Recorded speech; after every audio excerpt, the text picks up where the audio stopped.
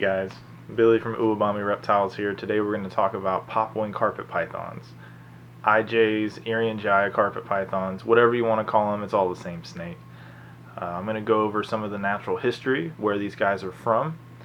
I'm going to show you some babies that I have, some subadults, some adults, just so you can see the change that they go through. I'm also going to go over a couple of the morphs that I have. I don't have them all, but I do have a couple. And then I want to show you what my plans are for the future for the group that I have. So hopefully you guys get something out of this video, and hope you enjoy. Papuan carpet pythons are native to Papua New Guinea, and I like showing these two pictures just to show that Papua New Guinea used to be connected to Australia about 18,000 years ago, and it also shows why there's similarities between IJs and Darwins. Definitely makes sense after seeing these pictures. So this is a picture showing some of the known areas that Papuan carpet pythons have been known to be found. They are commonly found near Maroke, but they've also been found in a couple other areas as well. So here's one of my hatchling IJs from this year. This was from my GQ M pen clutch. As you can see, these babies are well out of the red phase, already starting to show potentially what their adult colors and stuff can be. Definitely putting some size on. These guys are definitely going to come out real nice. Really happy with how these turned out. So this here is how I set up my subadults. I use these ARS racks. I use the 5040 model. It has an insert for 16-ounce deli cups, which makes cleaning water super easy. I use the medium-sized hides from Reptile Basics. If you don't have any hides from Reptile Basics, they're so easy to use and clean and everything. It's definitely a good company to look into. Then you can see the snake that's in there. This is my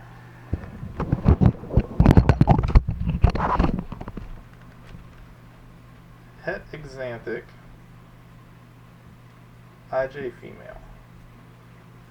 So you can see she just shed. She's looking really good right now. You can zoom in a little more on her. There we go. And as you can see, she's just content. Definitely a easygoing animal for sure. Hoping to get a exanthic male for her this year, and then in a couple years see what happens. So here's one of my male granites. This is Trigger. I'm sure you can hear him. He does not like being messed with. He has earned his name over the years since he's been here. I really like this snake. One, because granites are my favorite base mutation, and I have a thing for stripes. And as you can see, he's got a stripe pattern going on with the granite mutation. I mean, it doesn't get much better than that. So he's in the same setup. He's in the 5040 rack. So one thing with IJs that gets looked over a lot is the variability that these guys have, and I think you can definitely see that here in this trio of farm bred animals that I have.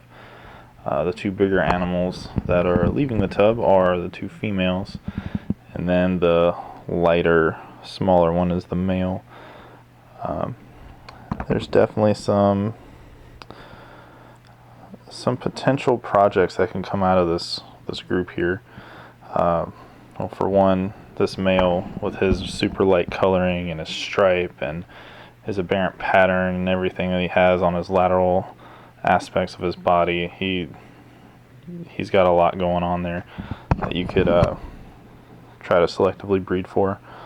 This female here, when she's fired up, she shows a lot of lavender hues, especially, right there where that real light brown is. She's also got some striping going on, so I think she'll be a good complement for this male. And this other bigger female, she's a little darker, but she's also got kind of some striping going on. I'm losing them. Losing all these guys. So here's another farm bred male that I have. As you can see, he is more orange than anything. Definitely wanting to throw him to some higher orange females and see if we can bring out that bright color and see how high we can get that orange to go up his back. As you can see, once it gets towards his head, he starts to turn more into a cream color, but as it goes down to his midsection, the tail, he definitely gets brighter. This guy was a bright red neonate when I got him. And there's definitely something to be said about the really bright red neonates when they hatch. You can usually have a pretty good idea if those ones are going to get really orange or not. This guy was definitely no exception. But I have to do my males one by one because I don't want to put a whole bunch of males in a tub by themselves. So here's another farm bred male that I have. This guy's really interesting because he's always had this really high gold coloring to him. You could tell on his back and dorsal areas that the color never really got darker. He just has always been really light, but he never got a lot of orange. He just has this yellowish tan thing going on. Unfortunately, at the moment, I don't have a female that I think looks close to him, but definitely going to keep him around just to see what we can work with in the future with him.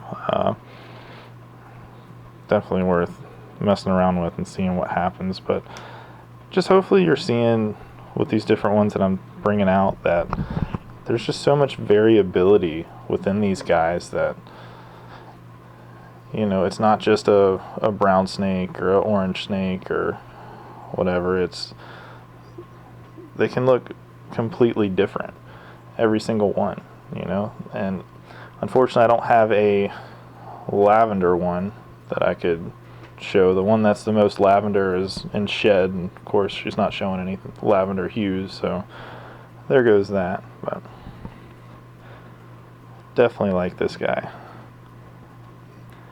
Happy he's in the collection for sure. Another farm bred animal I plan on keeping this year. She has a nice stripe going on. It's not complete, but it's definitely more stripe than not.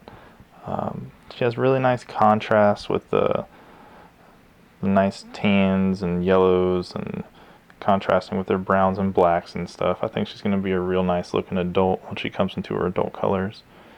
It's definitely a snake I'm excited to see how she progresses. But just another example of how variable these guys are.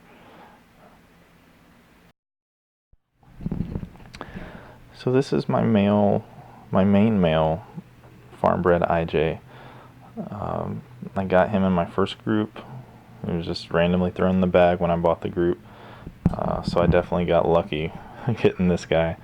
And as he's matured and come to age, he's gotten lighter. He's always had the stripe. He's always had those portholes on his side. I've always liked that a lot. Always wanted to work a stripe project, so to be able to start with an animal of this caliber is definitely something I'm excited about.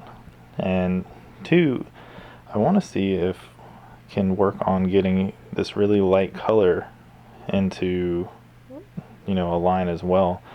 Even if they're not striped, even if they're just regular banded animals, we can get a lighter color. It'd definitely be something to strive for. But definitely excited to have this guy. Can't wait to see what the future holds for him.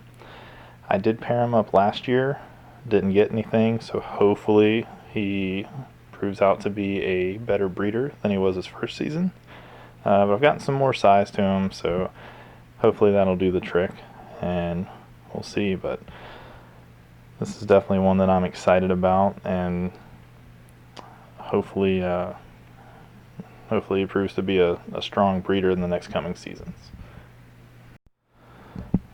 So one other thing I want to hit on with IJs is they seem to have this tendency to want to soak in their water dishes. Um, a lot of people, especially the first time they see it, we're pretty trained as keepers to think as soon as a snake is soaking in the water that they have mites. Um, that isn't always the case with IJs. They, for whatever reason, they just like to soak in their water from time to time. I've noticed the farm bred animals especially, they like to soak in their water dishes, swamp their cages. Uh, I've noticed they do that a lot more than the captive bred animals do. I don't know what the reason for that is, but your guess is as good as mine. But just know if you do get into IJs that is something that they could potentially just do. It doesn't always mean that they have mites and that there's an issue. Uh, they just like to be in water sometimes. So guys, that was the video. Hopefully you enjoyed. Hopefully you got something out of it. As always, like and subscribe. Also follow me on Facebook and Instagram. If you ever have any questions about anything that I'm working with, please don't hesitate to reach out to me on any platform. I'll do my best to get to you as quick as I can. Till the next time, guys. See ya.